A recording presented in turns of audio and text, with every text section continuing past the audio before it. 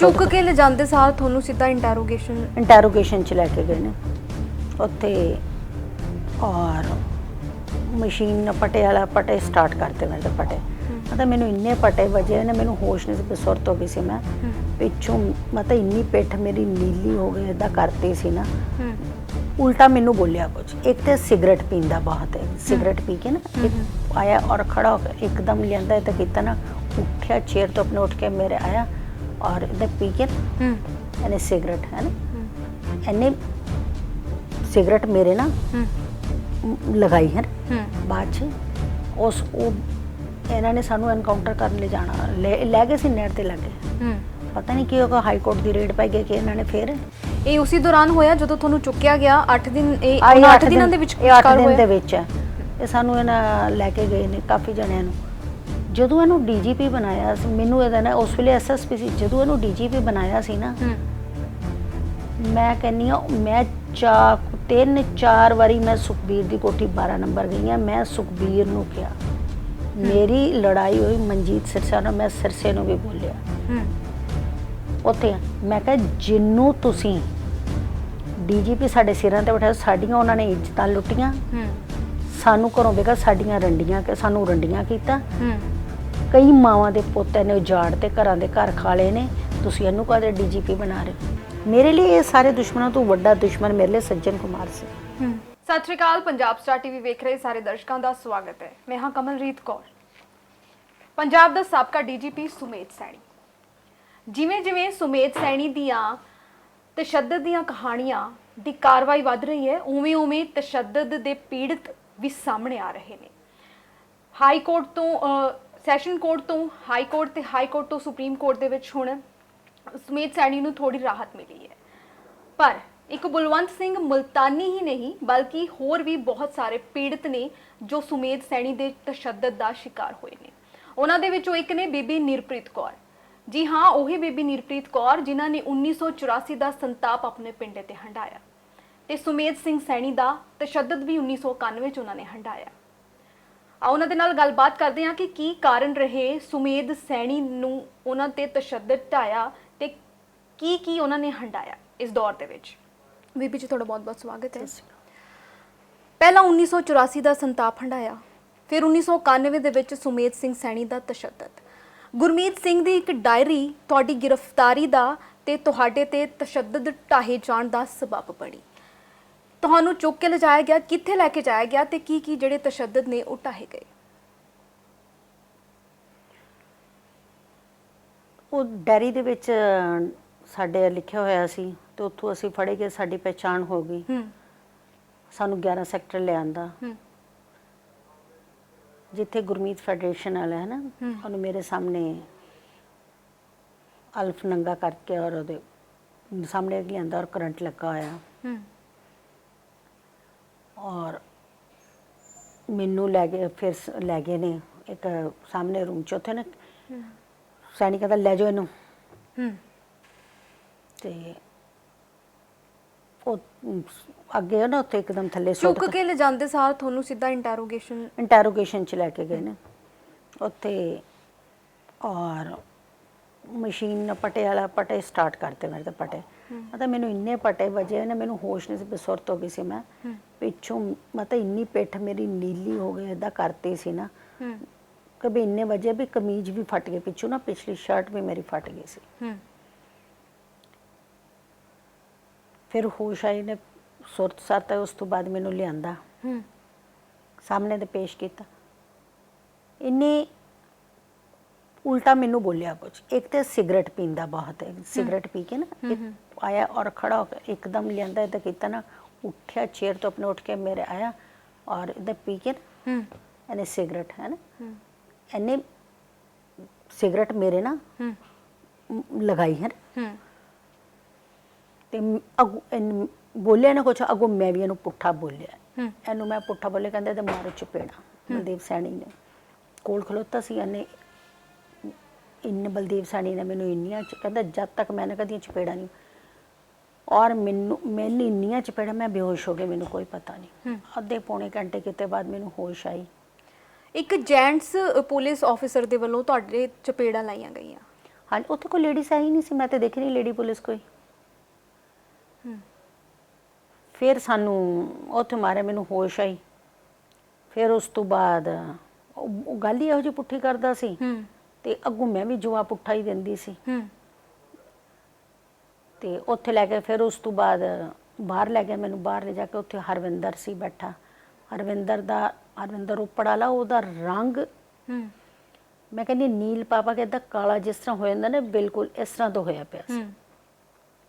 ਉਹ ਸੁੱਜਿਆ ਪਿਆ ਸੀ, ਮੈਨੂੰ ਤਾਂ ਲੱਗਦਾ ਨਹੀਂ ਸੀ ਕਿ ਉਹਦੀਆਂ ਮੈਨੂੰ ਅੱਖਾਂ ਦਿਸਦੀਆਂ ਹੀ ਨਹੀਂ ਪਈ ਸੀਗੀਆਂ ਨਾ। ਤੇ ਉਹਨੂੰ ਪਿੱਛੋਂ ਬੰਨਿਆ ਸੀ, ਉਹਦੇ ਉੱਤੇ ਠੰਡਾ ਪਾਣੀ ਪਾ ਕੇ ਉਹਨੂੰ ਮਾਰ ਰਹੇ ਸੀ। ਤੇ ਉਸ ਬੈਂਚ ਤੇ ਦੂਸਰੇ ਬੈਂਚ ਤੇ ਮੈਨੂੰ ਬਿਠਾਤਾ। ਉੱਥੇ ਕਰਕੇ ਮੇਰੇ ਪਿੱਛੇ ਬੰਨਤਾ। ਸੇਮ ਮੇਰੇ ਨਾਲ ਵੀ ਇਹਨਾਂ ਨੇ ਕੀਤਾ। ਮੈਨੂੰ ਨਹੀਂ ਪਤਾ ਮੈਂ ਕਦੋਂ ਬੇਹੋਸ਼ ਹੈ, ਕੀ ਹੋਇਆ, ਮੈਨੂੰ ਕੋਈ ਹੋਸ਼ ਨਹੀਂ। ਇਹ ਰਾਤ ਵੀ ਇੱਦਾਂ ਹੀ, ਉਸ ਰਾਤ ਤੇ ਸਾਡੇ ਨਾਲ ਇਹੀ ਚੱਲਦਾ ਰਿਹਾ। ਕਦੀ ਕਿਸੇ ਨੂੰ ਮਾਰ ਰਹੇ, ਕਦੀ, ਕਿਉਂਕਿ 4-5 ਜਣੇ ਫੜੇ ਸੀ। ਕਮਰਜੀਤ ਸੀ, ਇੱਕ ਹਰਵਿੰਦਰ ਸੀ, ਇੱਕ ਹੋਰ ਸੀ, ਸ਼ਾਇਦ ਉਹਦਾ ਨਾਂ ਜਰਨੈਲ ਸੀ। ਏਦਾਂ ਜਿਹੜੇ ਤੁਹਾਡੇ ਨਾਲ ਫੜੇ ਗਏ ਸੀ ਤੁਹਾਡੇ? ਨਹੀਂ, ਮੇਰੇ ਤੋਂ ਪਹਿਲਾਂ ਫੜੇ ਗਏ। ਮੇਰੇ ਨਾਲ ਤੇ ਗੁਰਮੀਤ ਫੜਿਆ ਗਿਆ ਸੀ। ਗੁਰਮੀਤ ਸੀ, ਹੋਰ ਇਨਕਲਾਬ ਦੀ ਵਾਈਫ।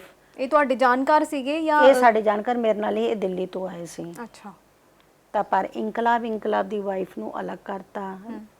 ਮੇਰੇ ਬ੍ਰਦਰ ਨੂੰ, ਜਿਹਨੂੰ ਮੈਂ ਡਰਾਈਵਰ ਬਣਾਇਆ ਸੀ, ਕਿਉਂਕਿ ਹੁਣ ਸਾਨੂੰ ਪਤਾ ਸੀ ਅਸੀਂ ਫਸ ਗਏ ਹਾਂ। ਤੇ ਮੇਰੇ ਬ੍ਰਦਰ ਨੂੰ ਤਾਂ ਸਾਰਾ ਪਹਿਲਾਂ ਹੀ ਪਤਾ ਹੀ ਸੀ।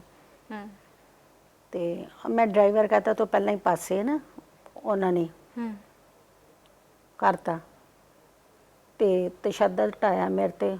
ਕਦੀ ਕਿਸੇ ਦੀ ਚੀਕਾਂ, ਕਦੀ ਸਾਰੀ ਰਾਤ ਸਾਡੀ ਏਦਾਂ ਹੀ ਨਿਕਲੀ। ਸਭ ਦਾ ਇੰਟਰੋਗੇਸ਼ਨ ਹੋਇਆ? ਸਭ ਦਾ ਇੰਟਰੋਗੇਸ਼ਨ ਚੱਲ ਰਿਹਾ ਸੀ, ਕਦੀ ਕਿਸੇ ਵੱਲ, ਕਦੀ ਕਿਸੇ ਵੱਲ, ਇਹੀ ਚੱਲ ਰਿਹਾ ਸੀ। ਇਹ ਸਭ ਸੁਮੇਧ ਸਿੰਘ ਸੈਣੀ ਦੇ ਵੱਲੋਂ ਕੀਤਾ ਜਾਂਦਾ ਸੀ? ਇਹ ਸਭ ਸੁਮੇਧ ਸੈਣੀ ਆਪ ਕੋਲ ਖਲੋ ਕੇ ਕਟਵਾਉਂਦਾ ਸੀ। ਇਹ ਨਹੀਂ ਸੀ ਕਿ ਵੀ ਏਦਾਂ ਕभी ਇਹਨੇ ਕੋਲ, ਇਹਨੂੰ ਇੰਨੀ ਤਸੱਲੀ ਨਹੀਂ ਸੀ ਹੁੰਦੀ ਜਦ ਤੱਕ ਨਾ। ਔਰ ਫਿਰ ਆਪ ਠੁੱਡ ਵੀ ਮਾਰਦਾ ਹੁੰਦਾ ਸੀ ਕਈ ਵਾਰੀ।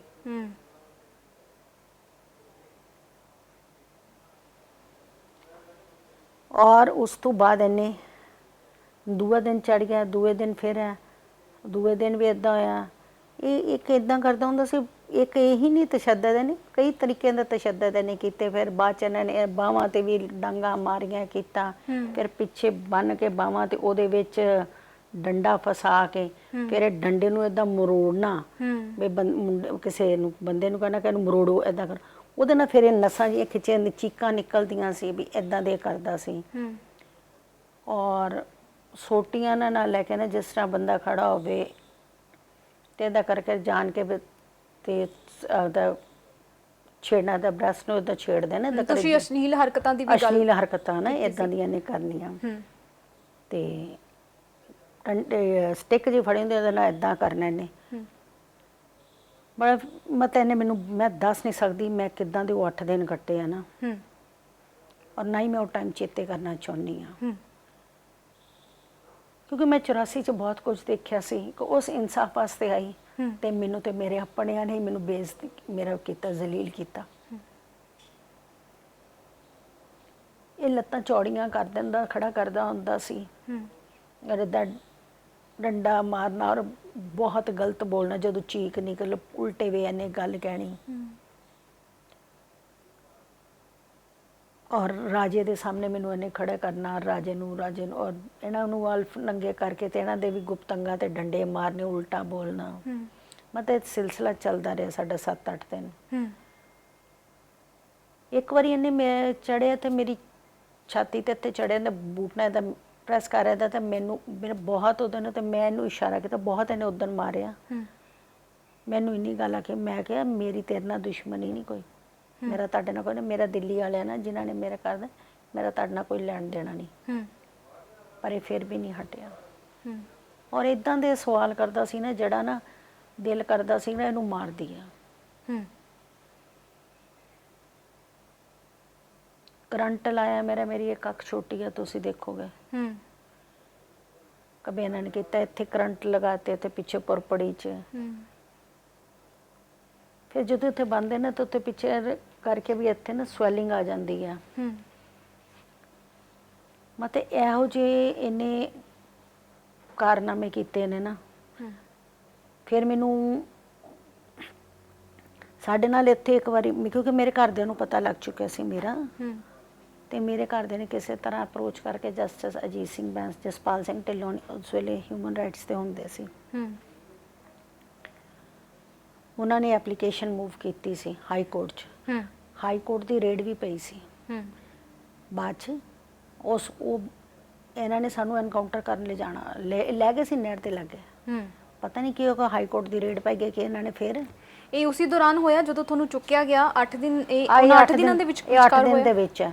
ਇਹ ਸਾਨੂੰ ਇਹਨਾਂ ਲੈ ਕੇ ਗਏ ਨੇ ਕਾਫੀ ਜਣਿਆਂ ਨੂੰ, ਪਰ ਇਸ ਪਤਾ ਨਹੀਂ ਕੀ ਗੱਲ ਹੋਈ। ਉਸ ਤੋਂ ਬਾਅਦ ਨਾ ਬਾਅਦ 'ਚ ਪਤਾ ਲੱਗਾ ਵੀ ਇੱਥੇ ਹਾਈ ਕੋਰਟ ਦੀ ਰੇਡ ਪਈ, ਹਾਈ ਕੋਰਟ ਤੋਂ ਰੇਡ ਪਈ ਹੈ ਇੱਦਾਂ, ਤੇ ਅਸੀਂ ਬਚ ਗਏ।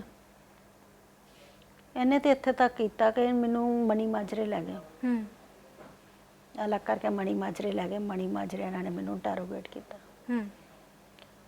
ਔਰ ਉੱਥੇ ਮੇਰੇ ਰੋਲਰ ਫਿਰਿਆ ਔਰ ਫਿਰ ਪੁੱਠੇ ਕਰਕੇ ਏਦਾਂ ਰੱਖ ਕੇ ਤੇ ਪਿੰਨੀ ਦੇ ਨਾਲ ਪ੍ਰੈਸ ਕਰਦੇ ਨੇ ਉਹਦੇ ਨਾਲ, ਵੀ ਇੱਥੇ ਵੀ ਇਸ ਤਰ੍ਹਾਂ ਕੀਤਾ, ਮੇਰੀਆਂ ਚੀਕਾਂ ਨਿਕਲਣ। ਇਹ ਤੇ ਮੇਰੀ ਕਿਸਮਤ ਚੰਗੀ ਹੈ ਕਿ ਚੰਡੀਗੜ੍ਹ ਪੁਲਿਸ 'ਚ ਕਾਂਸਟੇਬਲ ਸੀ ਉਸੇ ਹੀ ਉੱਥੇ, ਉਹਨੂੰ ਪਤਾ ਸੀ ਕਿ ਵੀ ਉਹਨੇ ਸੁਣ ਲਿਆ ਸੀ ਕਿ ਮੇਰੇ ਨਾਲ ਇਹ ਹੋਣਾ, ਕਿ ਵੀ ਇੱਦਾਂ ਕਰਨਾ। ਉਹਨੇ ਇਨਫੋਰਮੇਸ਼ਨ ਬਾਹਰ ਉਹਨੂੰ ਦੇਤੀ ਸੀ, ਜਟਾਣੇ ਹੋਰਾਂ ਨੂੰ ਬਾਹਰ ਉਹਨੇ ਇਨਫੋਰਮੇਸ਼ਨ ਦੇਤੀ ਸੀ, ਤੇ ਉੱਥੇ ਫਾਇਰਿੰਗ ਹੋ ਗਈ। ਜੇ ਫਾਇਰਿੰਗ ਨਾ ਹੁੰਦੀ ਤੇ ਜਿਸ ਤਰ੍ਹਾਂ ਇਹਨੇ ਪੂਲਾ ਨਿਹੰਗ ਬੁਲਾ ਲਿਆ ਸੀ, ਪਰ ਮੇਰੇ ਨਾਲ ਇਹਨਾਂ ਨੇ ਮੈਨੂੰ ਮਾਰ ਵੀ ਦੇਣਾ ਸੀ ਔਰ ਮੇਰੇ ਨਾਲ ਰੇਪ ਵੀ ਕਰ ਲੈਣਾ ਸੀ। ਪਤਾ ਨਹੀਂ ਕੀ ਕੁਛ ਇਹ ਕਰਦੇ ਮੇਰੇ ਨਾਲ। ਤੁਸੀਂ ਇਕੱਲੇ ਔਰਤ ਸੀ ਉਸ ਕਸਟਡੀ ਦੇ ਵਿੱਚ? ਮੈਂ ਉਸ ਕਸਟਡੀ 'ਚ ਇਕੱਲੀ ਸੀ। ਉਸ ਫਿਰ ਇਹਨਾਂ ਨੂੰ ਇੱਥੇ ਲਿਆਣਾ, ਇੱਥੇ ਫਿਰ ਇਹਨੇ ਮੈਨੂੰ ਕਹਿੰਦਾ ਤੇਰੇ ਯਾਰਾਂ ਨੂੰ ਕਿੱਥੋਂ ਪਤਾ ਲੱਗ ਗਿਆ ਨਾ। ਔਰ ਉਸ ਤੋਂ ਬਾਅਦ ਉਹ ਬਾਅਦ 'ਚ ਮੈਨੂੰ ਪਤਾ ਲੱਗਿਆ ਕਿ ਵੀ ਉਹ ਕਾਂਸਟੇਬਲ ਹੈ ਵੀ ਹਨ, ਔਰ ਕਾਂਸਟੇਬਲ ਦੇ ਵੀ ਇਹਨਾਂ ਨੇ ਲੱਤਾਂ ਤੋੜਤੀਆਂ ਸੀ। ਤੇ ਉੱਥੇ ਬਾਅਦ 'ਚ ਮੈਨੂੰ ਪਤਾ ਲੱਗਾ ਕਿ ਵੀ ਇਹਨਾਂ ਨੇ, ਤੇ ਅਸੀਂ ਉੱਥੇ ਹੀ ਸੀ, ਤੇ ਇਹਨੇ ਤਾਂ ਬਹੁਤੇ ਦਿਨ ਰਹਿਣਾ। ਉਹ ਕਾਂਸਟੇਬਲ ਨੂੰ ਇਹਨੇ ਨਾ, ਕਾਂਸਟੇਬਲ ਸੀ ਤੇ ਇੱਕ ਜਣਾ ਹੋਰ ਸੀ, ਪਤਾ ਦੋ ਜਣੇ ਸੀ, ਪਤਾ ਨਹੀਂ ਕੋਈ ਬੈਕ ਤੋਂ ਬੰਦਾ ਆਉਣਾ ਸੀ, ਉਹ ਚੱਕਿਆ ਹੀ ਕੀ ਕੀਤਾ, ਇਹਨਾਂ ਨੇ ਉਹਦਾ ਐਨਕਾਊਂਟਰ ਬਣਾਤਾ, ਮਾਰਤੇ ਉਹਨਾਂ ਨੇ। ਕਿਉਂਕਿ ਇਹਦੇ ਤੋਂ ਹੋਰ ਕੋਈ ਨਾ ਪਤਾ ਨਹੀਂ ਮਾਰਤੇ ਇਹਨਾਂ ਨੇ ਜਾਂ ਇੰਟਰੋਗੇਸ਼ਨ 'ਚ ਹੀ ਮੁੱਕ ਗਏ ਨੇ ਜਾਂ ਕਿਸ ਤਰ੍ਹਾਂ ਮਾਰਿਆ ਮੈਨੂੰ ਪਤਾ, ਪਰ ਮੈਂ ਦੇਖਿਆ ਨਹੀਂ ਦੁਬਾਰਾ। ਉੱਥੇ ਹੀ ਬੈਠੇ ਮੈਨੂੰ ਇਨਫੋਰਮੇਸ਼ਨ, ਉੱਥੇ ਹੀ ਬੈਠੇ ਕਿਸੇ ਪੁਲਿਸ ਵਾਲੇ ਨੇ ਮੈਨੂੰ ਦੱਸਿਆ ਸੀ ਵੀ ਉੱਥੇ ਬੈਠੇ ਕਹਿੰਦੇ ਉਹ ਮਾਰਤੇ ਨੇ ਮੈਨੂੰ। ਕਹਿੰਦਾ ਜਿਨ੍ਹਾਂ ਨੇ ਤੇਰੇ ਬਾਰੇ ਦੱਸਿਆ ਨਾ, ਕਹਿੰਦਾ ਏਦਾਂ ਬਣਾ, ਕਹਿੰਦਾ ਤੇਰੀ ਕਿਸਮਤ ਚੰਗੀ ਆ, ਕਦੇ ਫਾਇਰਾਂਗੇ ਤੂੰ ਬਚ ਗਿਆ, ਨਹੀਂ ਤਾਂ ਤੈਨੂੰ ਮਾਰਨਾ ਸੀ। ਤੂੰ ਤੇ ਬਚ ਗਈ ਆ, ਪਰ ਤੇਰੀ ਮੌਤ ਉਹਨੂੰ ਆ ਗਈ। ਅੱਛਾ, ਵੀ ਉਹਨੂੰ ਮਾਰਤਾ। ਤੇ ਮੈਂ ਚੁੱਪ, ਮੈਂ ਕਿਹਾ ਮੈਂ ਤੇ ਜਾਂਦੀ ਨਹੀਂ, ਮੈਨੂੰ ਔਰ ਬੋਲਦੀ ਵੀ ਮੈਂ ਬਹੁਤ ਘੱਟ। ਮੈਂ ਕਿਹਾ ਕਿਤੇ ਕੋਈ ਗੱਲ ਚੋਂ ਗੱਲ ਨਾ ਨਿਕਲ ਜਾ, ਤੇ ਹੁੰਦਾ ਹੀ ਆਪਾਂ। ਉਸ ਤੋਂ ਬਾਅਦ ਆ ਕਹਿੰਦੇ ਫਿਰ ਮੈਨੂੰ ਬਹੁਤ, ਫਿਰ ਇਹਨੇ ਮੈਨੂੰ ਰਾਜੇ ਦੇ ਸਾਹਮਣੇ ਬਹੁਤ ਜ਼ਲੀਲ ਕੀਤਾ। ਰਾਜੇ ਨੇ ਇਹਨੂੰ ਇੰਨਾ ਗੁੱਸੇ ਨੇ, ਇੰਨਾ ਗਲਤ ਬੋਲੇ ਨੇ, ਕਹਿੰਦਾ ਰਾਜੇ ਨੇ ਇੰਨੇ ਗੁੱਸੇ 'ਚ ਆ ਕੇ ਇਹਦੇ ਆਪਣੀ ਨਾ ਬਾਹਾਂ ਛੜਾ ਲਈਆਂ, ਦੋ ਬੰਦਿਆਂ ਨੇ ਫੜੇ ਬਾਹਾਂ ਛੜਾ ਕੇ ਤੇ ਇਹਦੇ ਥੱਪੜ ਮਾਰਿਆ ਪੁਲਿਸ ਕਸਟਡੀ ਦੇ ਵਿੱਚ। ਪੁਲਿਸ ਕਸਟਡੀ ਦੇ ਵਿੱਚ। ਔਰ ਇਹਨੇ ਉਹ ਮਾਰਿਆ ਰਾਜੇ ਨੂੰ, ਇੰਨੀ ਉਦਨ ਇੰਨਾ ਮਾਰਿਆ, ਫਿਰ ਉਹ ਸਾਰੀ ਰਾਤ ਇਹ ਰਾਜੇ ਨੂੰ ਹੀ ਮਾਰਦਾ ਰਿਹਾ। ਮਾਰਦਾ, ਥੱਕ ਜਾਂਦਾ ਸੀ, ਫਿਰ ਬਹਿ ਜਾਂਦਾ ਸੀ, ਸਿਗਰਟ ਪਾਣੀ ਪੀ ਕੇ ਸਾਹ ਲੈ ਕੇ ਫਿਰ ਮਾਰਨਾ। ਪਤਾ ਇਹ ਇਦਾਂ ਦਾ ਸੀ।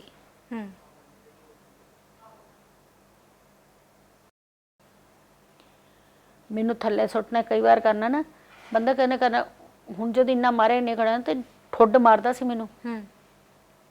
ਖੜੇ ਸੁਮੇਧ ਸੈਣੀ ਇਹ ਠੁੱਡ ਮਾਰਦਾ ਹੁੰਦਾ ਸੀ। ਔਰ ਇੰਨਾ ਗੰਦ ਬਕਦਾ ਹੈ ਨਾ, ਗਾਲ ਤੋਂ ਸਵਾਏ ਬੋਲਦਾ ਨਹੀਂ। ਤੁਸੀਂ ਗੁਰਮੀਤ ਸਿੰਘ ਪਿੰਕੀ ਦਾ ਵੀ ਜ਼ਿਕਰ ਕੀਤਾ ਸੀ। ਗੁਰਮੀਤ ਸਿੰਘ ਪਿੰਕੀ ਦੀ ਕੀ ਇਨਵੋਲਵਮੈਂਟ ਰਹੀ ਇਸ ਕਸਟਡੀ, ਜਿੰਨੇ ਵੀ 8 ਦਿਨ ਸੀ, ਉਹਦਾ ਕੀ ਰੋਲ ਸੀ ਇਹਨਾਂ 8 ਦਿਨਾਂ 'ਚ?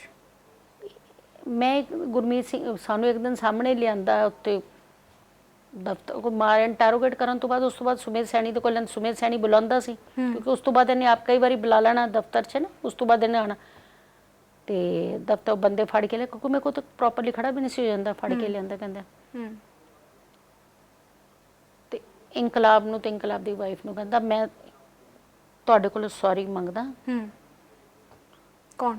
ਇਹ ਸੁਮੇਧ ਸੈਣੀ ਕਹਿੰਦਾ ਵੀ ਤੁਹਾਨੂੰ ਗਲਤ ਫੜ ਲਿਆ ਤੇ ਇਸ ਗਸ਼ਤੀ ਕੋਲੋਂ ਦੇ ਮੈਂ ਟੁਕੜੇ ਟੁਕੜੇ ਕਰ ਦੇਣੇ ਆ, ਹੈ ਨਾ, ਇਹਦੇ ਕੋਲੋਂ ਮੈਂ ਸੌਰੀ ਨਹੀਂ ਮੰਗਦਾ।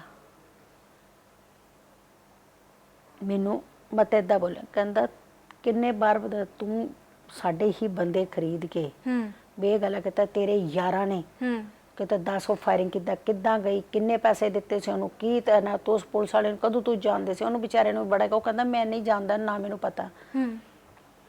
ਉਹ ਕਹਿੰਦਾ ਮੈਨੇ ਫਿਰ ਪਤਾ ਤੇ ਲੱਗ ਗਿਆ ਸੀ, ਕਹਿੰਦੇ ਗੱਲ ਆ ਇੱਥੇ ਤੱਕ ਉਹਨੂੰ ਬੋਲਤਾ ਸੀ ਇਹਨੇ, ਕਹਿੰਦਾ ਤੇਰੇ ਇਹਦੇ ਨਾਲ ਤੇਰੀ ਇਹ ਰਖੇਲ ਹੈ ਜਿਹੜਾ ਤੈਨੂੰ ਬਚਾਉਣ ਚੱਲਿਆ ਸੀ। ਕਿਸ ਨੂੰ ਬੋਲਿਆ ਗਿਆ ਇਹ ਸ਼ਬਦ? ਉਹ ਜਿਹੜਾ ਕਾਂਸਟੇਬਲ ਸੀ, ਅੱਛਾ, ਜਿਹਨੇ ਇਨਫੋਰਮੇਸ਼ਨ ਬਾਰ ਦਿੱਤੇ ਸੀ, ਉਹਨੂੰ ਤੇ ਇਹਨੇ ਮਾਰਤਾ ਸੀ ਬਾਅਦ ਚ। ਜੋ ਮਨੀ ਮਾਜਰਾ ਵਾਲੇ ਕਾਂਸਟੇਬਲ? ਨਹੀਂ ਚੰਡੀਗੜ੍ਹ ਵਿੱਚ, ਚੰਡੀਗੜ੍ਹ ਪੁਲਿਸ। ਇੱਥੇ ਜਿਸ ਚੰਡੀਗੜ੍ਹ ਚ ਹੀ ਸੀ ਨਾ ਮੈਂ, ਚੰਡੀਗੜ੍ਹ ਚੋਂ ਮਨੀ ਮਾਜਰੇ ਲੈ ਕੇ ਗਏ ਨੇ ਨਾ, ਤੇ ਉੱਥੋਂ ਚੰਡੀਗੜ੍ਹ ਪੁਲਿਸ ਤੇ ਹੀ ਕਾਂਸਟੇਬਲ ਨੇ ਬਾਹਰ ਇਨਫੋਰਮੇਸ਼ਨ ਦਿੱਤੀ ਸੀ ਵੀ ਇਹਨੂੰ ਲੈ ਗਏ ਨੇ, ਵੀ ਉੱਥੇ ਲੈ ਕੇ ਗਏ ਨੇ ਕਦੇ ਇਹਨੂੰ, ਉਹਨੇ ਦਾ ਕਹਿੰਦੇ ਮੈਨੂੰ ਮਾਰ ਦੇਣਾ ਅੱਜ।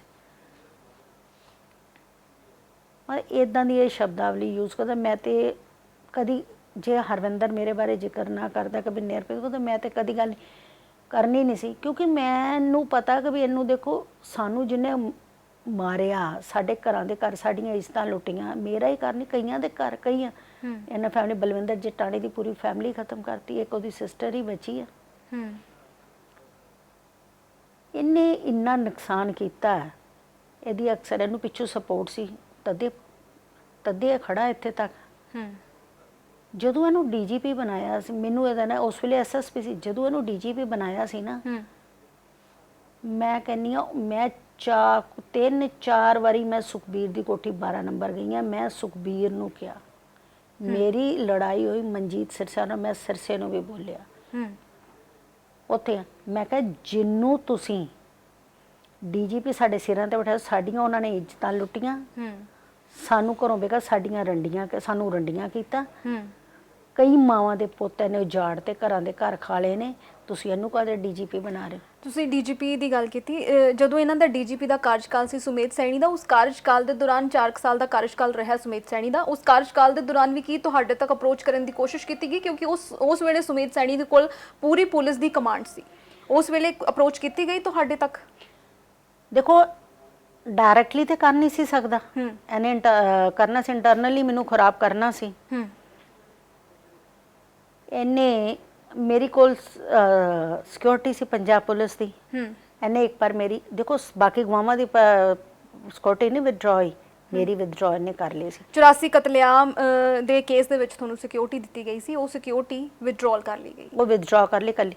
ਮੈਂ 3-4 ਵਾਰੀ ਪੇਸ਼ ਹੋ, ਉਸ ਵੇਲੇ ਮੈਂ ਸੁਖਬੀਰ ਨੂੰ ਕਿਹਾ, ਉਦੋਂ ਮੈਂ ਕਿਹਾ ਜਿਨ੍ਹਾਂ ਨੂੰ ਕੀਤਾ ਉਹ ਸਾਨੂੰ, ਹੁਣ ਤੁਸੀਂ ਸਾਨੂੰ ਮਰਵਾਉਣਾ, ਮੈਂ ਕਿਹਾ ਇਹ ਗੱਲ ਆ। ਫਿਰ ਮੈਨੂੰ ਇੱਕ ਵਾਰੀ ਮੈਨੂੰ, ਕਿਉਂਕਿ ਸੁਰੇਸ਼ ਅਰੋੜਾ ਸਰ ਤਦ ਵਿਜੀਲੈਂਸ ਚਲੇ ਗਏ, ਪਹਿਲਾਂ ਉਹ ਏਡੀਜੀਪੀ ਸਿਕਿਉਰਿਟੀ ਸੀ, ਹੈ ਨਾ,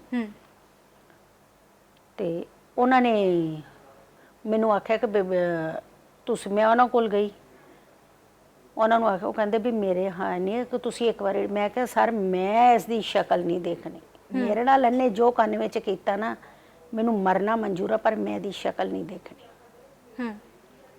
ਇਹ ਗੱਲ ਮੈਂ ਸਾਫ਼ ਮਨਾ ਕਰਤਾ। ਬੜੀਆਂ ਉੱਥੋਂ ਫਿਰ ਮਨਜੀਤ ਜੀ ਕੇ ਨੇ ਕਿਹਾ ਕਿ ਵੀ ਉੱਥੋਂ ਬਾਰ-ਬਾਰ ਮੈਂ ਉਹਨਾਂ ਨੂੰ ਕਹਿਣਾ, ਫੁਲਕਾ ਸਾਹਿਬ ਨੇ ਵੀ ਕਿਹਾ, ਤੇ ਮੈਨੂੰ ਤਾਂ ਸਿਕਿਉਰਿਟੀ ਮਿਲੀ ਦੁਬਾਰਾ, ਕਹਿੰਦੇ ਵੀ ਇਹਦੀ ਸਿਕਿਉਰਿਟੀ ਵਾਪਸ ਕਿਉਂ ਲਈ, ਇਹਦੀ ਸਿਕਿਉਰਿਟੀ ਦਿਓ। ਫਿਰ ਸਿਕਿਉਰਿਟੀ ਮੇਰੀ ਵਾਪਸ ਕੀਤੀ ਇਹਨਾਂ ਨੇ। ਮਤਲਬ ਜਦੋਂ ਮੇਰਾ, ਮੈਂ ਕਈ ਵਾਰੀ ਜ਼ਿਕਰ ਕੀਤਾ ਕਿ ਇਹਨਾਂ ਨੇ ਚੋਰੀਆਂ ਕਰਾਈਆਂ, ਕਿਉਂਕਿ ਮੇਰੀ ਇਹਨਾਂ ਨੇ ਬਾਦਲਾਂ ਨੇ ਚੋਰੀਆਂ ਕਰਾਈਆਂ, ਮੇਰੇ ਕਬਜ਼ੇ ਕਰਾਏ, ਤੇ ਜਿਹੜੇ ਕਰਨ ਵਾਲੇ ਚੋਰੀਆਂ ਕਬਜ਼ੇ ਕਰਨ ਵਾਲੇ ਉਹ ਮੈਂ ਫੜਾਏ, ਉਸੇ ਦੌਰਾਨ ਹੋਏ ਫੜਾ। ਜਦੋਂ ਉਹਨਾਂ ਨੂੰ ਮੈਂ ਫੜਾਇਆ, ਉਹ ਫੜੇ ਗਏ ਜਦ, ਔਰ ਸਮਾਨ ਸਣੇ ਫੜੇ ਗਏ। ਔਰ ਹੈਰਾਨਗੀ ਦੀ ਗੱਲ ਹੈ ਕਿ ਉਹ ਏਡੇ ਨਿਡਰ ਸੀ, ਉਹਨਾਂ ਨੇ ਇਹ ਗੱਲ ਆਖੀ, ਕਹਿੰਦੇ ਸਾਡੇ ਬਾਰੇ ਡੀਜੀਪੀ ਸੁਮੇਧ ਸੈਣੀ ਨੂੰ, ਸੈਣੀ ਸਰ ਸਾਡੀ ਉਹਨਾਂ ਦੀ ਨੌਲੇਜ 'ਚ ਹੈ ਜੇ ਇਹ ਕਿਹੜੇ ਸਾਲ ਦੀ ਗੱਲ ਹੈ? ਇਹ ਗੱਲ 2015 ਦੀ ਗੱਲ ਹੈ। ਜਿਸ ਵੇਲੇ ਸ਼੍ਰੋਮਣੀ ਅਕਾਲੀ ਦਲ ਸਰਕਾਰ ਪੰਜਾਬ ਉਸ ਵੇਲੇ ਹਾਂਜੀ 2015 ਦੀ ਗੱਲ ਹੈ। ਤੇ ਮੈਂ ਕਿਹਾ ਸਰ, ਉਹਨਾਂ ਨੇ ਆਖਿਆ, ਉਸ ਵੇਲੇ ਮੈਨੂੰ ਇੱਕਦਮ ਸ਼ੌਕ ਲੱਗਾ ਵੀ ਇਹਨਾਂ ਨੇ ਇੱਕਦਮ ਇੱਕ ਆਮ ਬੰਦਾ ਔਰ ਕਹਿ ਰਿਹਾ ਅਪਰੋਚ ਹੈ ਨਾ ਵੀ ਅਸੀਂ ਉੱਥੇ ਜਾਵਾਂ, ਹੈ ਨਾ, ਉੱਥੇ ਜਾਵਾਂਗੇ, ਜੇ ਸਾਡੇ ਨਾਲ ਕੋਈ ਮਾੜੀ ਚੰਗੀ ਕੀਤੀ ਅਸੀਂ ਕਰਾਂਗੇ, ਉਹਨਾਂ ਦੀ ਨੌਲੇਜ 'ਚ ਹੈ। ਇਟ ਮੀਨਸ ਇਹ ਪਲਾਨ ਸੀ ਸਾਰਾ ਕੁਝ। ਤੇ ਮੈਂ ਤੇ ਇੱਕਦਮ ਹੈਰਾਨ ਰਹਿ ਗਈ, ਮੈਂ ਸ਼ੌਕ 'ਚ ਲੱਗਾ ਮੈਨੂੰ। ਫਿਰ ਉਸ ਤੋਂ ਬਾਅਦ ਜਦੋਂ ਮੈਂ ਥਾਣੇ ਆਈ ਹਾਂ, ਮੈਂ ਥਾਣੇ ਫਿਰ ਕਿਸੇ ਦਾ ਫੋਨ ਆਇਆ, ਸਾਡੇ ਆਪਣੇ ਹੀ ਨੋਨ ਦਾ ਫੋਨ ਆਇਆ। ਦੇਖੋ ਕਿੱਥੋਂ ਦਾ, ਉਸੇ ਵੇਲੇ ਇਨਫੋਰਮੇਸ਼ਨ ਚਲ ਗਈ, ਉੱਧਰੋਂ ਫੋਨ ਆਇਆ। ਮੈਂ ਹੁਣ ਜ਼ਿਕਰ ਨਹੀਂ ਕਰਨਾ, ਨਾ ਉਸ ਬੰਦੇ ਦਾ ਨਾਂ ਲੈਣਾ। ਤੇ ਇਹਨਾਂ ਬੈਠੇ, ਉਹਨਾਂ ਨੇ ਫਿਰ, ਮੈਂ ਕਿਹਾ, ਉਹ ਮੈਨੂੰ ਕਹਿੰਦੇ ਉਸ ਵੇਲੇ ਜਿਹੜੇ ਇੰਚਾਰਜ ਸੀ, ਉਹ ਕਹਿੰਦੇ ਦੇਖੋ ਫੋਨ ਆ ਗਿਆ, ਕਹਿੰਦੇ ਦੇਖੋ ਤੁਹਾਡੇ ਸਾਹਮਣੇ ਨਾ, ਤੁਸੀਂ ਬੀਬੀ ਜੀ ਬਾਰ-ਬਾਰ ਆਉਂਦੇ ਸਾਨੂੰ, ਕਹਿੰਦੇ ਤੁਹਾਡਾ ਕੁਛ ਨਹੀਂ ਹੋਣਾ, ਇਹ ਉੱਪਰੋਂ ਤਾਰਾਂ ਜੁੜੀਆਂ ਨੇ ਤੁਹਾਨੂੰ ਸੁੱਟਣ ਵਾਸਤੇ ਕਰਕੇ ਵੀ ਇਹ ਗੱਲ ਹੋਇਆ। ਤੁਸੀਂ ਇਹ ਨਾ ਸੋਚੋ ਕਿ ਵੀ ਇਹਨਾਂ ਨੇ ਕੀਤਾ, ਇਹਨਾਂ ਦੇ ਉੱਪਰ ਕੋਈ ਹੱਥ ਹੈ। ਤੇ ਉਸੇ ਵੇਲੇ ਫੋਨ ਆਇਆ। ਫਿਰ ਫੋਨ ਮੈਂ ਕਿਹਾ, ਮੈਂ ਨਹੀਂ, ਸਪੀਕਰ ਔਨ ਕਰਕੇ ਉਹਨਾਂ ਨੂੰ ਸੁਣਾਇਆ। ਉਹ ਬੋਲ, ਕਹਿੰਦੇ ਇਹਨਾਂ ਮੁੰਡਿਆਂ ਨੂੰ ਛੱਡ ਦਿਓ, ਇਹਨਾਂ ਮੁੰਡਿਆਂ ਨੂੰ ਛੱਡ ਦਿਓ, ਇਹਨਾਂ ਤੇ ਕੋਈ ਕਾਰਵਾਈ ਨਾ ਕਰਨਾ। ਕਿਹੜੇ ਮੁੰਡੇ ਸੀ ਉਹ, ਕੁਝ ਬਿਆਨ ਕਰ ਸਕਦੇ ਹੋ? ਉਹ ਕਈਆਂ ਨੂੰ ਪਤਾ, ਅਕਾਲ ਚੈਨਲ ਤੇ ਵੀ ਬੜਾ ਹੋਇਆ ਸੀ ਇਹਦੇ ਉੱਤੇ, ਅਕਾਲ ਚੈਨਲ ਨੇ ਲਾਈਵ ਤੇ ਮਾਫੀ ਮੰਗੀ ਸੀ। ਤੇ ਉਹ ਜਿਹੜੇ ਮੈਂ EMPLOYE ਰੱਖੇ ਸੀ, ਜਿਹੜੇ ਮੇਰਾ ਟਰਸਟ ਦੇਖਦੇ ਸੀ, ਉਹ ਮੇਰੇ ਆਪਣਿਆਂ ਨੇ ਹੀ ਮੈਨੂੰ ਮਾਰਿਆ। ਨਾਲ ਵੀ ਇੱਕ, ਤੁਹਾਨੂੰ ਪਤਾ ਕਿ ਲਾਲਚ ਦੇ ਕੀ ਹੁੰਦਾ। ਔਰ ਉਸ ਤੋਂ ਬਾਅਦ ਫਿਰ ਮੈਂ ਆ ਗਈ, ਜਦੋਂ ਮੈਂ ਸੁਣਿਆ ਨਾ, ਮੈਂ ਉੱਥੇ ਬੰਦ, ਮੈਂ ਕਿਹਾ ਇਹਨਾਂ ਨੂੰ ਛੱਡ ਦਿਓ। ਮੈਂ ਕਿਹਾ ਜੇ ਫੜ ਵੀ ਲੋਗੇ ਕਰ ਲੋਗੇ, ਇਹਨਾਂ ਨੂੰ ਕੱਲ ਜ਼ਮਾਨਤਾਂ ਮਿਲ ਜਾਣਗੀਆਂ। ਗੱਲ ਮੈਂ ਫਿਰ ਅੱਗੇ ਮੈਂ ਕਿਹਾ ਮੈਂ ਹੁਣ ਕੇਸ ਨਹੀਂ ਲੜਨਾ, ਜਦ ਆਪਣੇ ਹੀ ਮੈਨੂੰ ਮਾਰ ਰਹੇ ਨੇ। ਫਿਰ ਮੈਨੂੰ ਪਤਾ ਸੀ, ਮੈਂ ਕਿਹਾ ਇੱਥੇ ਤੱਕ ਤਾਰਾਂ ਕਿਉਂ ਗਈਆਂ, ਕਿਉਂਕਿ ਉਹਦਾ ਦਾਮਾਦ ਸਿਕਿਉਰਿਟੀ 'ਚ, DGP ਦੀ ਸਿਕਿਉਰਿਟੀ 'ਚ ਲੱਗਾ ਸੀ।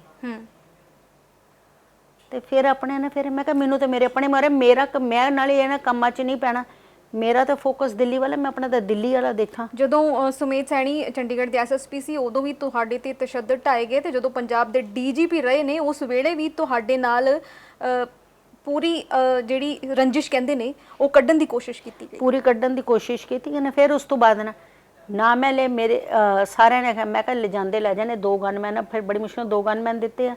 ਮੈਂ ਕਿਹਾ ਇਹ ਵੀ ਲਿਜਾਂਦੇ ਲੈ ਜਾਣ, ਪਰ ਇਹ ਨਾ ਮੇਰਾ ਤੇ ਫੋਕਸ ਦਿੱਲੀ ਵਾਲਾ, ਮੈਂ ਤੇ ਸਾਰੀ ਜ਼ਿੰਦਗੀ ਦਾ ਤੇ ਲਾਤੀ ਆਪਣੀ, ਆਪਣਾ ਕੁਛ ਨਹੀਂ ਛੱਡਿਆ। ਮੈਂ ਉਹਨਾਂ ਨੂੰ ਕਦੇ ਛੱਡਾਂ, ਆਪਣੇ ਦੁਸ਼ਮਣਾਂ ਨੂੰ, ਕਿ ਵੀ ਇਹ ਮੇਰੇ ਲਈ ਹੈ ਨਹੀਂ ਚੀਜ਼ਾਂ, ਇਹ ਫਸਟ ਪ੍ਰਾਇੋਰਟੀ ਨਹੀਂ, ਮੇਰੀ ਪ੍ਰਾਇੋਰਟੀ ਉਹ ਹੈ।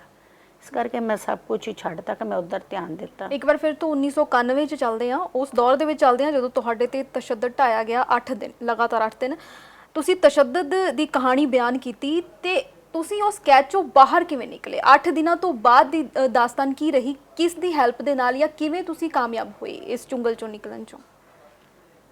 ਇਸ ਤਰ੍ਹਾਂ ਕਿ ਵੀ ਰਾਜੇ ਨੇ ਵੀ ਮਨਾ ਕਰਤਾ, ਰਾਜੇ ਨੇ ਵੀ ਮੈਨੂੰ ਇਸ਼ਾਰਾ ਕਰਤਾ ਸੀ ਮੈਂ ਨਹੀਂ ਕਹਿਣਾ, ਹੈ ਨਾ, ਮੈਂ ਕੁਛ ਨਹੀਂ ਬੋਲਣਾ। ਗੁਰਮੀਤ ਨੇ ਵੀ ਕਹਿਤਾ ਕਿ ਵੀ ਇਹਦਾ ਕੋਈ ਕਸੂਰ ਨਹੀਂ, ਹਰਵਿੰਦਰ ਨੇ ਵੀ ਕਿਹਾ ਸੀ ਨਹੀਂ ਜਾਣਦੇ।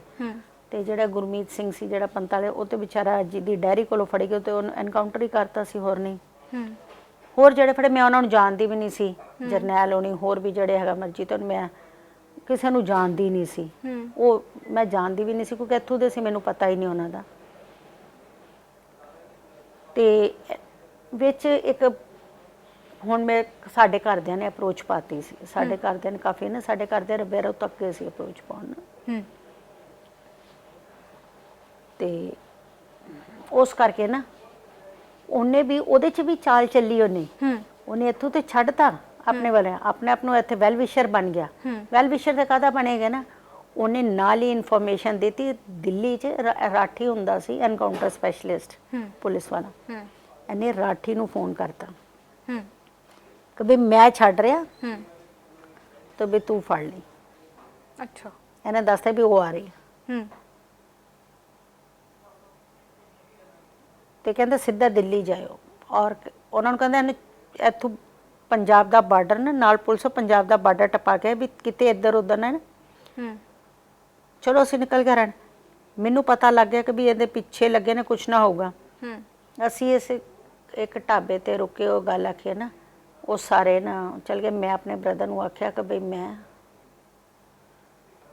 ਮੇਰਾ ਬ੍ਰਦਰ ਵੀ ਕਹਿੰਦਾ ਵੀ ਕਿਤੇ ਰਸਤੇ ਨੇ, ਮੈਂ ਕਿੱਦਾਂ ਕਰ ਵੀ ਤੂੰ ਕਿਸੇ ਤਰ੍ਹਾਂ ਮੈਂ ਨਿਕਲ ਜਾ, ਵੀ ਇੱਦਾਂ ਨਾ ਵੀ ਤੂੰ ਨਾਲ ਦਿੱਲੀ ਨਾ ਜਾ, ਵੀ ਸਾਨੂੰ ਖਤਰਾ ਹੈ ਕੁਝ ਕਰਨਗੇ। ਕਿਉਂਕਿ ਮੇਰੇ ਤੇ ਹਮਲੇ ਹੋਏ ਨੇ ਸੱਜਣ ਕੁਮਾਰ ਦੇ ਬੰਦੇ ਵੀ ਮੈਨੂੰ ਮਾਰਨ ਪਏ, ਕਹਿੰਦੇ ਕਿਤੇ ਇਹ ਨਾ ਹੋਏ ਕਿ ਬਈ ਉਧਰ ਪਾਸੇ ਨਾ ਕਰ ਦੇਣ, ਕਿਉਂਕਿ ਇਹਨਾਂ ਨੂੰ ਸਾਰਾ ਹੁਣ ਪਤਾ ਲੱਗ ਚੁੱਕਾ। ਮੈਂ ਨਾ ਉੱਥੇ ਰੁਕ ਗਈ, ਮੈਂ ਉੱਥੇ ਰੁਕ ਗਈ, ਇਹ ਚਲੇ ਗਏ। ਇਹਨਾਂ ਨੇ ਤੇ ਇਹ ਗੱਡੀ ਦੇਖੀ ਨਾ ਵੀ ਉਹ ਬੱਚੇ ਬੈਠ ਕੇ ਚਲੇ ਗਏ। ਮੇਰੇ ਬ੍ਰਦਰ ਨੇ ਮੈਨੂੰ 900 ਰੁਪਈਆ ਦਿੱਤਾ। ਮੈਂ 900 ਰੁਪਈਆ ਲੈ ਕੇ ਤੇ 900 ਰੁਪਏ ਮੈਂ ਉੱਥੋਂ ਗੱਡੀ ਕਰ ਲਈ, ਉੱਥੋਂ ਕਿਸੇ ਦੀ ਗੱਡੇ ਦਾ, ਤੇ ਮੈਂ ਵਾਇਆ ਇੱਧਰੋਂ ਨਿਕਲਦੇ ਉਸ ਕਰਕੇ ਮੈਂ ਦਿੱਲੀ ਐਂਟਰ ਕੀਤਾ। ਅੱਛਾ, ਤੁਸੀਂ ਭੱਜ ਗਏ ਸੀਗੇ ਉੱਥੋਂ?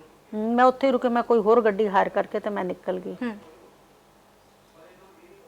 ਔਰ ਉਸ ਵਕਤ ਕੰਡੀਸ਼ਨ ਮੇਰੀ ਇਹ ਸੀ ਕਿ ਮੇਰੇ ਕੋਲ ਖੜੇ ਹੋਏ ਬੜੀ ਮੁਸ਼ਕਿਲ ਨਾਲ ਮੈਂ ਬੈਠੀ ਗੱਡੀ 'ਚ। ਜਿਸ ਤਰ੍ਹਾਂ ਹੀ ਮੈਂ ਘਰ ਪਹੁੰਚੀ ਹਾਂ, ਸਾਡੇ ਘਰ ਉੱਥੇ ਅੱਗੇ ਹੀ ਇੰਤਜ਼ਾਰ ਕਰ ਰਹੇ ਸੀ ਬੈਠੇ ਹੋਰ ਜਣੇ, ਤੇ ਕਾਫੀ ਲੋਕਾਂ ਨੂੰ, ਕਿਉਂਕਿ ਦਿੱਲੀ ਅੱਧੀ ਦਿੱਲੀ ਨੂੰ ਪਤਾ ਲੱਗ ਚੁੱਕਾ ਸੀ ਕਿ ਵੀ ਮੈਂ ਫੜੀ ਹੋਈ ਹਾਂ। ਜਿੰਨੇ ਵੀ ਇੱਕ ਹੈਪੀ ਸੇਠੀ ਹੁੰਦਾ ਸੀ, ਮੇਰਾ ਭਰਾ ਬਣੇ ਸਾਡੇ ਉੱਥੇ, ਉਹਨੇ ਮੈਨੂੰ ਦੇਖਿਆ ਹੈ ਨਾ। ਹੁਣ ਜਦੋਂ ਮੈਂ ਹੈ ਗੱਡੀ 'ਚ ਸੀ ਵੀ ਇੱਦਾਂ ਨਾ, ਗੱਡੀ ਉਹਨੂੰ ਫਟਾਫਟ ਉਤਰਿਆ ਥੱਲੇ। ਉਹਨੇ ਉਸ ਗੱਡੀ 'ਚੋਂ ਨਾ, ਮੈਂ ਉੱਥੇ ਨਾ ਮੈਨੂੰ ਇੱਦਾਂ ਖਿੱਚਿਆ ਨਾ, ਮੈਂ ਕਿਹਾ ਮੈਂ ਚੀਕ ਮਾਰੀ। ਮੈਂ ਕਿਹਾ ਉਹਨੂੰ ਪਤਾ ਸੀ ਨਾ, ਉਹਨੇ ਇੱਦਾਂ ਹੀ ਮੈਨੂੰ ਚੱਕਿਆ, ਦੂਸਰੀ ਗਲੀ ਨੂੰ ਨਿਕਲ ਗਿਆ।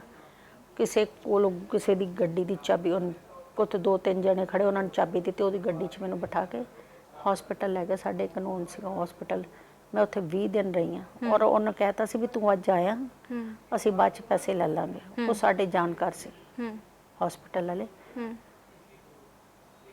ਕਹਿੰਦੇ ਅਸੀਂ ਆਪੇ ਪੈਸੇ ਲੈ, ਮੇਰੇ ਫਾਦਰ ਸਾਹਿਬ ਨੂੰ ਜਾਣਦੇ ਸੀ, ਕਹਿੰਦੇ ਆਪੇ ਬਾਅਦ 'ਚ ਲੈ ਲਾਂਗੇ, ਅਸੀਂ ਜੋ ਲੈਣਾ ਲੈ, ਪਰ ਇੱਥੇ ਆਉਣਾ ਨਹੀਂ ਸੀ, ਇਹਨੂੰ ਆਪੇ ਖਵਾ ਦਾਂਗੇ। ਮੈਂ 20 ਦਿਨ ਹੌਸਪੀਟਲ ਰਹੀ। ਮੈਨੂੰ ਜਦ ਚੱਲਣ ਫਿਰਨ ਲੱਗੇ ਨਾ, ਫਿਰ ਮੈਂ ਉਹਨਾਂ ਨੇ ਫਿਰ ਮੈਨੂੰ ਕਿਸੇ ਤਰ੍ਹਾਂ ਸਾਡੇ ਟੈਕਸੀ ਸਟੈਂਡ ਉੱਥੇ ਸੁਨੇਹਾ ਪਹੁੰਚਾਇਆ। ਫਿਰ ਮੇਰੇ ਮਦਰ ਨਾ ਮੈਨੂੰ ਮਿਲੇ। ਫਿਰ ਮੈਂ ਆਪਣੇ ਮਦਰ ਕੋਲੋਂ, ਮੇਰੇ ਮਦਰ ਨੇ ਕਹਿੰਦੇ ਵੀ ਹੁਣ ਤੂੰ ਇੱਥੇ ਨਾ ਵੀ ਪੁਲਿਸ ਤੇ ਨੇ ਮਾਰ ਦੇਣਾ ਤੈਨੂੰ, ਵੀ ਰਾਠੀ ਨੇ ਵੀ ਚੱਕਣਾ ਵੀ। ਉਹ ਕਹਿੰਦੇ ਵੀ ਇੱਦਾਂ, ਕਹਿੰਦੇ ਉਹ ਕਹਿੰਦਾ ਇੱਥੇ ਆਏ, ਕਹਿੰਦਾ ਹੁਣ ਤੈਨੂੰ ਮਾਰਨਾ ਹੀ ਆ। ਫਿਰ ਕੀ ਕਰਨਾ, ਫਿਰ ਇੱਦਾਂ ਰਹੀ। ਇੰਨਾ ਮਤਲਬ ਤੁਹਾਡੇ ਤੇ 84 ਦਾ ਵੀ ਸੰਤਾਪ ਆਇਆ, ਉਸ ਜੱਗ ਜ਼ਾਹਰ ਹੈ ਕਿ ਤੁਸੀਂ ਕਿਵੇਂ ਉਸ ਲੜਾਈ ਨੂੰ ਸਰ ਕਰ ਰਹੇ ਹੋ। ਹਜੇ ਵੀ ਤੁਹਾਡੇ ਲਈ ਚੈਲੰਜ ਬਰਕਰਾਰ ਨੇ, ਪਰ ਇਸ ਦੌਰਾਨ ਜੋ ਸੈਣੀ ਦੇ ਵੱਲੋਂ ਤਸ਼ੱਦਦ ਢਾਇਆ ਗਿਆ, ਤੁਸੀਂ ਕਾਨੂੰਨ ਜਾਂ ਕੋਰਟ ਤੱਕ ਰੁਖ ਕਿਉਂ ਨਹੀਂ ਕੀਤਾ? ਕੀ ਕਰਨ ਦੀ ਕੋਸ਼ਿਸ਼ ਕੀਤੀ? ਦੇਖੋ, ਮੈਂ ਕੋਰਟ ਦੀ ਕਿੱਥੋਂ ਕਰਨੀ ਸੀ, ਮੈਂ ਤੇ ਇੱਦਾਂ ਕਿ ਤਸ਼ੱਦਦ ਢਾਇਆ, ਉਸ ਤੋਂ ਬਾਅਦ ਹੈ ਕਿ ਮੈਨੂੰ ਫਿਰ ਪਕੌੜੇ ਹੋਣਾ ਪਿਆ। ਅੱਛਾ। ਕਿਉਂਕਿ ਮੇਰੇ ਬੇਲ ਤੇ ਸੀ, ਮੈਂ ਦਿੱਲੀ 'ਚ ਕੇਸ ਸੀ ਮੇਰੇ ਤੇ ਜਿਹੜੇ 'ਚ ਨਾ, ਉਹਦੇ 'ਚ ਮੈਂ ਬੇਲ 'ਚ ਇਟਾਡਾ 'ਚ ਬੰਦ ਸੀ। ਔਰ ਫਿਰ ਉਹ ਮੈਨੂੰ ਬੇਲ ਜੰਪ ਕਰਨੀ ਪਈ। ਫਿਰ 93 'ਚ ਮੈਂ ਦੁਬਾਰਾ ਫੜੀ ਗਈ। ਫਿਰ ਮੈਂ 97 'ਚ ਬਾਹਰ ਨਿਕਲ ਰਹੀ ਹਾਂ। ਫਿਰ ਮੇਰੇ ਤੇ ਪੁਲਿਸ ਮੈਨੂੰ ਫਿਰ ਤੰਗ ਕਰਦੀ ਰਹੀ। ਮਤਲਬ ਮੈਂ ਆਪਣੀ ਲਾਈਫ 'ਚ ਮੈਂ ਸਟਰਗਲ ਹੀ ਕੀਤਾ। ਫਿਰ ਪਹਿਲਾਂ ਆਪਣੇ ਆਪ ਨੂੰ ਜੇਲ੍ਹ 'ਚ ਰਿਹਾ ਹੋਈ ਤੇ ਆਪਣੇ ਆਪ ਨੂੰ ਕੀਤਾ ਸਟਰਗਲ। ਮੈਨੂੰ ਪੁਲਿਸ ਬਹੁਤ ਤੰਗ ਕਰਦਿਆਂ ਨੇ, ਸੋਚਿਆ ਦੀ ਰੀਮੈਰਿਜ ਕਰ ਦਾਂਗੇ ਪੁਲਿਸ ਤੰਗ ਨਾਲ। ਉਹ ਮੈਂ ਆਪਣੇ ਪਹਿਲੀ ਜ਼ਿੰਦਗੀ ਨਾਲੋਂ ਵੀ ਜ਼ਿਆਦਾ ਨਰਕ ਭੋਗਿਆ ਸਾਰੀ ਮੈਰਿਜ ਦਾ। ਉੱਥੇ ਤਸ਼ੱਦਦ ਚੱਲੇ। ਫਿਰ ਮੈਨੂੰ ਉਹਦੇ ਵਾਸਤੇ ਮੇਰਾ ਬੇਟਾ ਖੋ ਕੇ ਲੈ ਗਏ, ਮੈਨੂੰ ਆਪਣੇ ਬੇਟਾ ਲਿਆਉਣ ਵਾਸਤੇ ਸਟਰਗਲ ਕਰਨਾ ਪਿਆ। ਮਤਲਬ ਮੇਰੀ ਤਾਂ ਸਾਰੀ ਜ਼ਿੰਦਗੀ ਜੱਦੋ ਜਹਿਦ 'ਚ ਨਿਕਲ ਗਈ। ਫਿਰ ਉਸ ਤੋਂ ਬਾਅਦ ਕੇਸ ਵੱਲ ਦਿੱਤਾ, ਮੈਨੂੰ ਟਾਈਮ ਕਿੱਥੇ ਮਿਲਿਆ ਕੇਸ ਦਾ ਨਾ। ਫਿਰ ਆਪਣੇ ਕੇਸ ਦਾ 2005 'ਚ ਨਾਨਾਵਤੀ ਕਮਿਸ਼ਨ ਆਇਆ, ਰਿਪੋਰਟ ਆਈ, ਉਸ ਤੋਂ ਬਾਅਦ CBI ਨੂੰ ਹੈਗਾ, ਉਸ ਤੋਂ ਬਾਅਦ ਇੱਧਰ ਲੱਗ ਗਏ ਆਪਣੇ ਕੰਮ ਕੇਸ ਵੱਲ। ਤੇ ਹਜੇ ਤੱਕ ਕੇਸ ਵੱਲ ਹੀ ਨਾ, ਇੱਧਰ ਵੱਲ ਧਿਆਨ ਦਾ ਮੌਕਾ ਹੀ ਨਹੀਂ ਮਿਲਿਆ। ਮੇਰੇ ਲਈ ਇਹ ਸਾਰੇ ਦੁਸ਼ਮਣਾਂ ਤੋਂ ਵੱਡਾ ਦੁਸ਼ਮਣ ਮੇਰੇ ਲਈ ਸੱਜਣ ਕੁਮਾਰ ਸੀ। ਕਿਉਂਕਿ ਮੈਂ ਆਪਣੇ ਫਾਦਰ ਦੇ ਬਿਲਕੁਲ ਬਹੁਤ, ਮੇਰੇ ਫਾਦਰ ਨਾਲ ਬਹੁਤ ਅਟੈਚਮੈਂਟ ਸੀ, ਬਹੁਤ ਕਲੋਜ਼ ਸੀ। ਔਰ ਜਿਸ ਤਰ੍ਹਾਂ ਮੈਂ ਆਪਣੇ ਫਾਦਰ ਨੂੰ ਬੇਰਹਿਮੀ ਨਾਲ ਮਰਦੇ ਦੇਖਿਆ ਨਾ, ਮੈਂ ਬਿਆਨ ਨਹੀਂ ਕਰ, ਮੈਂ ਅੱਜ ਤੱਕ ਨਾ ਭੁੱਲੀ ਨਹੀਂ ਆਪਣੇ ਫਾਦਰ ਨੂੰ, ਕੋਈ ਇੰਸੀਡੈਂਟ ਨੂੰ। ਤੇ ਮੈਨੂੰ ਉਹ ਦੁਸ਼ਮਣ ਫਸਾਉਣਾ ਪਹਿਲਾਂ ਜ਼ਰੂਰੀ ਸੀ, ਕਿਉਂਕਿ ਮੈਂ ਹਥਿਆਰਾਂ ਦੀ ਵੀ ਲੜਾਈ ਲੜੀ ਤੇ ਮੈਂ ਕਲਮ ਦੀ ਵੀ ਲੜਾਈ ਲੜੀ। ਜੀ ਬਹੁਤ ਬਹੁਤ ਸ਼ੁਕਰੀਆ ਸਾਡੇ ਨਾਲ ਜੁੜਨ ਲਈ। ਸਾਡਾ ਮਕਸਦ ਤੁਹਾਨੂੰ ਦੁਬਾਰਾ ਤੁਹਾਡੇ ਜ਼ਖਮ ਹਰੇ ਕਰਨਾ ਨਹੀਂ ਸੀ, ਬਲਕਿ ਲੋਕਾਂ ਤੱਕ ਤੁਹਾਡੀ ਕਹਾਣੀ ਪਹੁੰਚਾਉਣਾ ਸੀ ਕਿ ਤੁਹਾਡੇ ਤੇ ਕੀ ਬੀਤੀ। ਸਿਰਫ ਇੱਕ 84 ਕਤਲੇਆਮ ਹੀ ਨਹੀਂ, ਬਲਕਿ ਹੋਰ ਜਿਹੜੇ ਤਸ਼ੱਦਦਾਂ ਦੇ ਵਿੱਚੋਂ ਤੁਸੀਂ ਗੁਜ਼ਰੇ ਹੋ ਉਹ ਪਹੁੰਚਾਉਣਾ ਸੀ। ਇਸ ਸਾਡੇ ਨਾਲ ਬੀਬੀ ਨਿਰਪ੍ਰੀਤ ਕੌਰ, ਜਿਨ੍ਹਾਂ ਨੇ 1984 ਕਤਲੇਆਮ ਦਾ ਸੰਤਾਪ ਹੰਢਾਇਆ ਤੇ ਕਤਲੇਆਮ ਦੇ ਜਿਹੜੇ ਦੋਸ਼ੀ ਨੇ ਉਹਨੂੰ ਜੇਲ੍ਹਾਂ ਦੀਆਂ ਸਲਾਖਾਂ ਪਿੱਛੇ ਪਹੁੰਚਾਇਆ। ਇਸ ਤੋਂ ਅੱਗੇ ਇੱਕ ਪੱਖ ਸੁਮੇਧ ਸੈਣੀ ਦਾ ਵੀ ਸਾਹਮਣੇ ਆਇਆ ਹੈ ਤੇ ਹੋਰ ਵੀ ਅਜਿਹੀਆਂ ਕਈ ਪਰਤਾਂ ਖੁੱਲ੍ਹਦੀਆਂ ਰਹਿਣਗੀਆਂ। ਤੁਸੀਂ ਵੇਖਦੇ ਰਹੋ ਪੰਜਾਬ ਸਟਾਰ ਟੀਵੀ। ਧੰਨਵਾਦ।